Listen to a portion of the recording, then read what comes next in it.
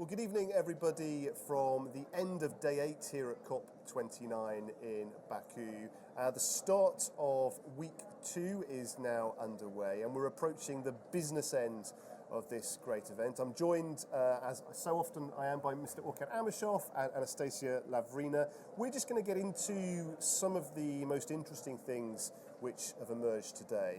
Let's just have a quick recap, guys, because we've had two things going on at the same time, haven't we? We've got the finance agreements, negotiations that are continuing behind the scenes, but we've also got this human story now emerging too. We've had some incredible guests today, and we'll be seeing some of those interviews later on the channel. But we're hearing from young people, we're hearing from UNESCO, the ILO, other organisations who are working together to really empower younger people to take on this fight against climate change. Right, guys. So we can meet a lot of young people here, many of them who are trying to bring the issue of climate change to this global discussion. And among them who try to express their willingness to participate in these global discussions are those who fight for gender equality at the same time, those who are involved in tourism industry and some other issues, youth engagement, which is very important. You can meet a lot of volunteers who are today here at COP29 with you, not only trying to assist the foreigners, the guests who are coming here, but also at the same time to bring their own visions of the situation, because this is important. From one side, we have policymakers, we have leaders who are coming here, who are negotiation discussions having, but at the same time, we need to listen to the voice of young generation, youth who want to participate here. A lot of volunteers who are coming from different countries, and they have side events, and they are trying to attract the attention of global community to climate change and bringing the samples from their countries, how some communities are benefiting while others trying to survive because of climate change, how less developed countries may also contribute to developing countries, despite the fact even if they don't have enough financial support, but still they're trying to assist, they're trying to also be engaged in all of these negotiations. Therefore, I think the next days it will be very important to meet and talk to the people who are coming from different spheres, even if it's not climate change issues, but they also want to contribute and be part of this global agenda. And Orkan, all the time, of course, behind the scenes, that work goes on to see if we can get closer to this huge, gargantuan financial agreement. Yes, indeed, yeah. Current figure is envisaged to be around $1 trillion US, of course, and the question is that who will pay and who will receive, and so what is going to be the composition of the money in terms of its segments, of course.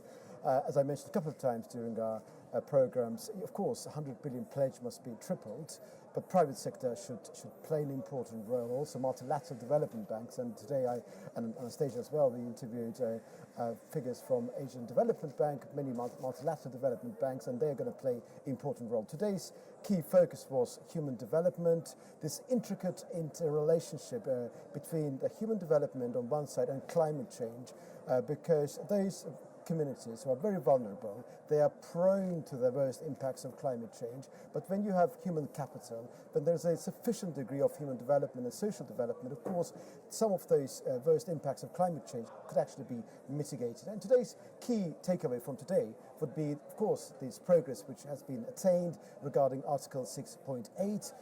That is about the non-market approaches to assisting the countries in terms of delivering their nationally determined contributions through adaptation, mitigation, the transfer of technology, of course, and also capacity building. And ultimately, the intention here is that once we make Article 6 of the Paris Agreement fully operational, it will lead to enhanced sustainability and to a climate resilient, inclusive future. And it will also help countries in terms of reducing their contribution, reducing the expenditure they need to actually supply, they need to consider in the context of nationally determined contributions, and that will be reduced. If Article 6 is fully operational, that will be reduced by $250 billion US per year. So it's very important, of course, development. And also, if we look back to week 1, so we achieved something very considerable on day 1. That was actually late evening, if you remember, because when we were having this Tonight Show, we were not aware of that development. That was about Article 6.4, which is about creating UN-regulated universal market for carbon credits. We have the framework there. We have the guidelines in relation to Article 6.8, so working group has been established already. I haven't noticed considerable development with regard to Article 6.2, but the intention is to make Article 6 fully operational.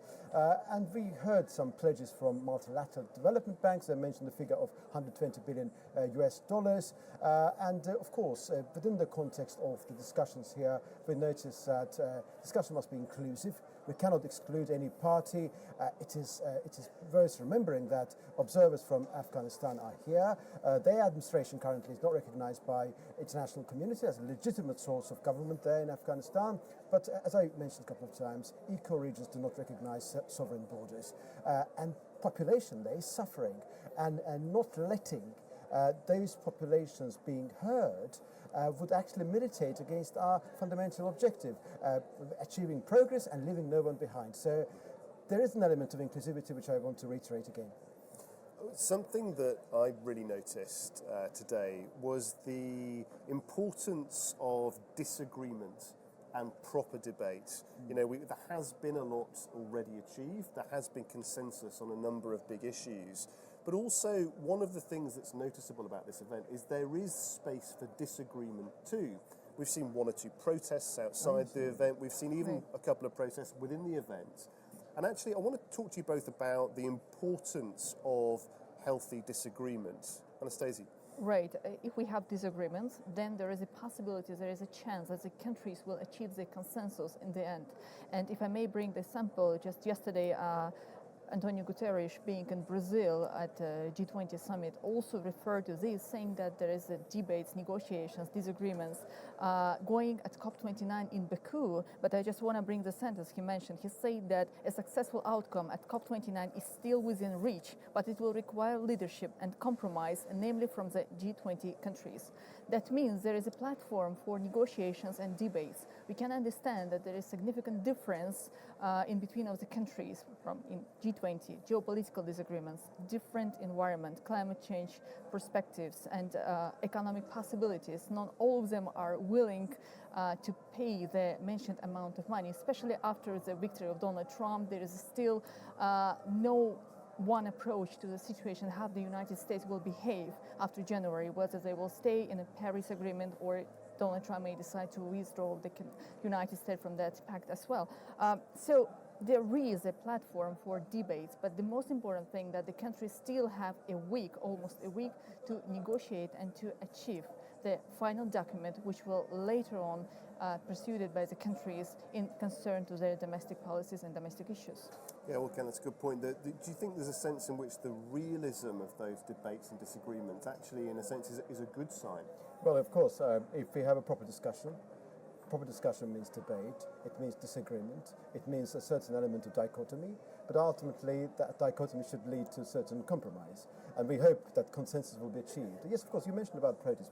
We have noticed them, of course, here. When I was coming to the blue zone at the entrance, there were a couple of protests. There was one this afternoon here. Some of those protests are completely unrelated to climate change. We understand that Azerbaijan is in the spotlight, and there are those who are concerned about their own specific cases which have nothing to do with climate change, but they believe that since they're here, it's an opportune time to be heard. I think we have to be sympathetic towards their sort of feeling that they should utilize this moment, capitalize on it, and of course everybody must be heard. I think that openness and transparency, in my humble opinion, of course, have been pervading the confines of this building over the past 8 days, and very much hope that self-same spirit will continue to be the case. Yes, indeed, about the debate. I a couple of times mentioned about the divisions between global north and south. Indeed, those divisions are at the heart of discussion here. If I'm not mistaken, I noticed this particular connection.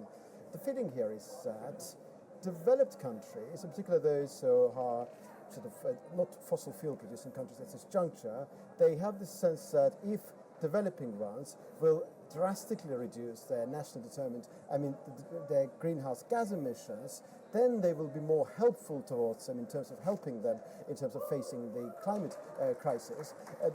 Debates here happening on a regular basis. One particular sensibility is that there's a question about the record of United States, because we know that in terms of its oil and gas output, it is the world's greatest polluter, and they are actually justifying their position by saying that we are increasing our oil and gas output in order to enhance decarbonization. It is a very interesting and peculiar novel idea, of course, and I noticed that this sort of position, coupled with demands on developing countries in terms of their oil and gas output, is not positively received on the global South Cap. So we see complexities, and these complexities are part and parcel of the debate here. It is intellectually stimulating, and I very much hope that despite all these complexities, which are inevitably there, eventually we will get to that simplicity, because consensus will be based on the simplicity. Well, Anastasia, Orkan, thank you as always for your excellent analysis. And the complexity, I'm sure, will continue. But as we move closer to the end of this event, I think we're all hoping, anticipating that there will be even more positive news agreed. So do stay with us, please, on ANewz as we continue our live coverage every day this week from here at COP29.